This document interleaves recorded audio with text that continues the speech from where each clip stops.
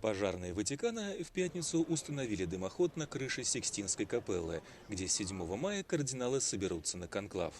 Из трубы, соединенной с двумя печами внутри капеллы, после каждого голосования будет выходить дым, который покажет, определились ли кардиналы-выборщики с преемником Папы Франциска. Черный дым означает, что большинства в 2/3 никто из кандидатов не получил. Белый, что выборы состоялись и новый понтифик назван. Перед началом конклава в качестве теста будет подан желтый дым. Тем временем приготовления внутри Сикстинской капеллы идут полным ходом. После монтажа печей и камина десятки сотрудников занимаются расстановкой мест в зале и реставрацией фресок, которые послужат фоном для конклава. Каждый день, кроме первого, планируется проводить по 4 голосования, причем после 33-го или 34-го, если понтифик не будет избран, начнется второй тур голосования между двумя кардиналами, набравшими наибольшее количество голосов.